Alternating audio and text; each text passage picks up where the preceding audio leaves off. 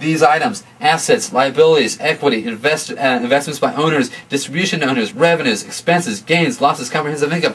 We've covered all those, maybe except for comprehensive income, but you don't need to know about that. You're not. That's advanced accounting. That's intermediate accounting too. So don't worry about that one. But comprehensive income, just know that is part of the elements of the financial statements. The rest of the elements we've already covered. Alright, now that we've covered the elements of the financial reporting framework, or the financial reporting conceptual framework, let's look at some analysis of financial statements. The first analysis, and the most common analysis we do, is a trend analysis. What's a trend analysis? A trend analysis is pretty simple.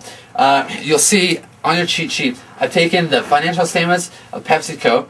I've got 2008, 2007, and then I've added this column, added two columns. It's the dollar change and the percent change, and above it I've called it the trend analysis, right? So the income statement and balance sheet, they got trend analysis. All you do is you take 2008 minus 2007. That's your dollar change. You take that change divided by the 2007 number. That gives you your percent change. That's a simple trend analysis. What it does is it tells us how things are going, what's changing within the company, right? Because part of the usefulness of it, or part of the reason we use these financial statements, is to make decisions, and it's also to predict cash flow. So if our assets are changing, we want to know about it. We want to know how our resources are changing. So the trend analysis shows us that monetarily and percentage-wise. So I'm not going to go into what it all tells you, but just know that a trend analysis, you take the 2008 balance, or the current year balance, subtract it by the comparable period. In this case, it's 2007. So in this case, 2008 minus 2007, that gives us our dollar change. To come up with a percentage change, we take that dollar change and we divide it by the 2007, in this case, the comparable period balance. So we changed 127% in cash and cash equivalents. That's a trend analysis, and I've shown you the trend analysis for the balance sheet and income statement. Typically we don't do it for the statement of cash flows, because what is the statement of cash flow? It's already the change and stuff, so we're not going to do a change from the change.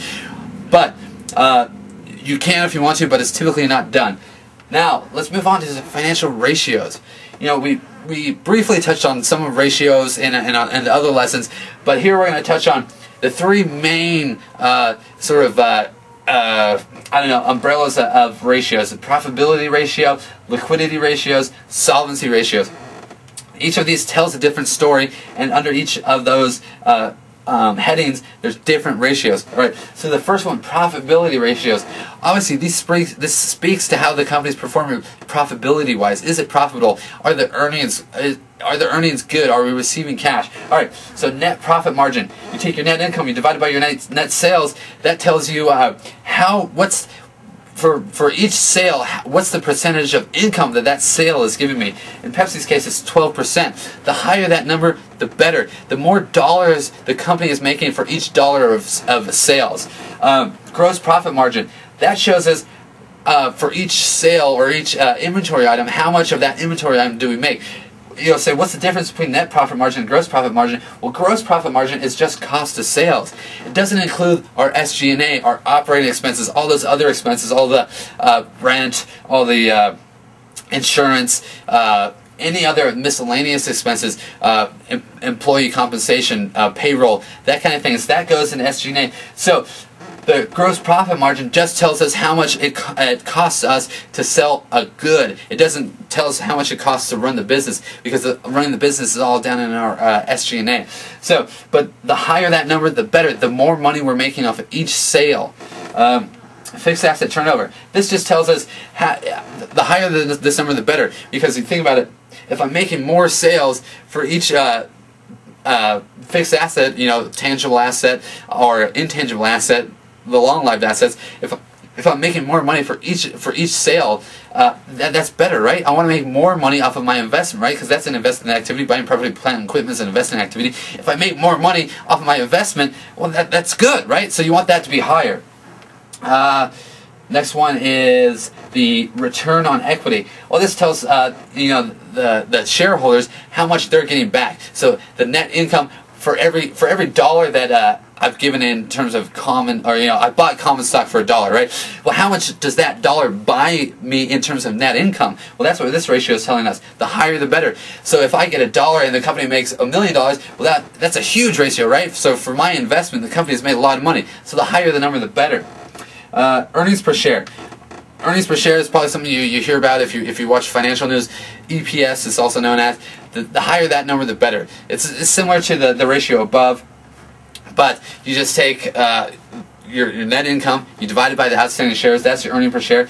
So, like I said, if I buy one share, how much income does that get? What's my earning for that share that I bought? The higher the number, the better. Quality of income. This is net cash flow from operations divided by net income. Okay.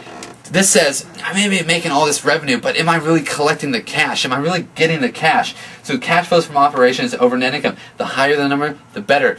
Because you really want cash. Cash is king. Cash, if the company's bringing in cash, the quality of the earnings are better. It's higher. It's not revenue that's deferred that we may not get in a future period. It's money we're getting now. It's cash that's coming into the company. The higher this number, the better.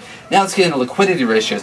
This tells us how much cash is coming in and out of the business. All right, receivables turnover. We've discussed this in a previous lesson, but receivables turnover. Net sales revenue divided by average net receivables. All right, the higher this number, the better. My inventory is turning over. I'm collecting cash. My receivables are turning over. I'm collecting cash. Making a sale, collect the cash. Make a sale, collect the cash. The higher the number, the higher that's turning, the more cash I'm getting in, the better. Liquidity, I'm more liquid, the more cash I bring in. Inventory turnover. Similar concept, cost of goods sold over average inventory. The higher the number, the better. The more inventory, the more cash I receive. Inventory out, cash in. Inventory out, cash in. Inventory out, cash in. That is, so the higher that number, the better. Current ratio, current assets over current liabilities. The higher this number, the better. The more assets I have on the books with the less debt, the less liabilities, the better for me, right? That's current ratio. And so I've gone through the calculations of all these revenue, or all these ratios, and you'll see, so let's go down the solvency ratios. So total liabilities, go to the balance sheet, total liabilities is taken there. Total assets, I take total assets. So I've included not only the formula, but I've also included the numbers for PepsiCo and the actual percentage for PepsiCo. Mechanically, you can go back to any problem, you can go back to any balance sheet, any income statement, calculate these ratios by following this example, right? That's why it's called a cheat sheet, because you're going to be able to use this for future use on any problem, any homework assignment, any test question. Knowing these is going to help you. That's why I've included not only the formula, but an actual practical example of the formula. All right, solvency ratios, debt to assets, total liabilities over total assets. Really, you want this to be lower, right? Because you don't want a bunch of liabilities. You don't want your liabilities to outweigh your assets. That means you owe more money than you have. Not a good thing. Capital acquisitions ratio. Net cash flow from operations divided by cash paid for PP&E. Well, this is just telling you, are you bringing in cash and then investing in it, or you bringing in cash and not investing in it, or are you not bringing in cash but making investments? It just tells you how that's going. There's not necessarily a better or worse one for this, because a company could be in investment mode, expansion mode, and the ratio could be all different versus a company that's mature and not investing but making money. So, but that's what that ratio tells you, is how you're using cash to invest back in the company. Cash comes in, I invest it in property, plant, equipment so I can make more sales. So it's just that the push and pull of your investing versus cash flow from operations. Ratio, the next ratio, price to earnings ratio. It's your stock price divided by your annual earnings per share. This is more of an investor. Investors look at your PE ratio to see basically how for the dollar I give to buy your share, what am I going to get back? All right. So this is investors look at the PE. The higher the PE, well, the higher the PE, it depends.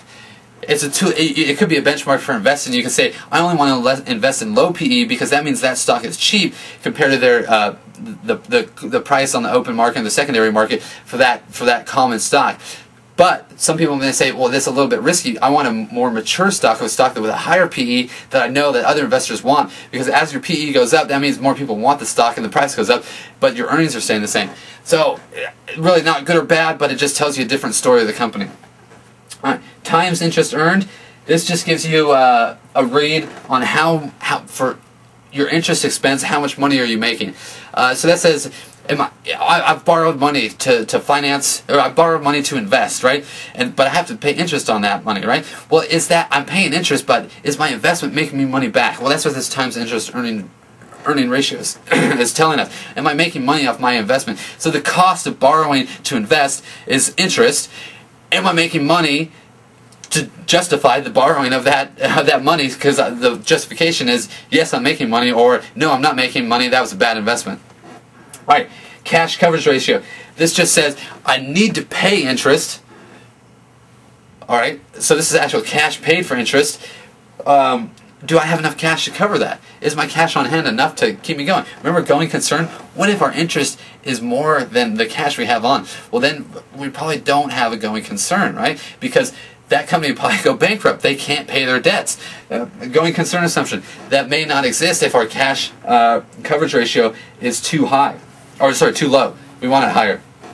Now, if you watch Lesson 12, in Lesson 12 I said we prepared a statement of cash flows, and we looked at the three things that you need to prepare a statement of cash flow. One is a comparative balance sheet that we have here, an income statement, and also supplemental information. And I said we weren't going to include that supplemental information when we prepared Roundbelly's statement of cash flows, but it was included in Lesson 13. You'll see at the bottom, on the right hand, the bottom of the consolidated statement of cash flows, you'll see other supplemental information: interest paid, income tax paid, net of refunds. That's the supplemental information that's required to be disclosed. But we didn't do it for Roundbelly, but I showed you here. Just know that that's a required disclosure, and that's Lesson 13.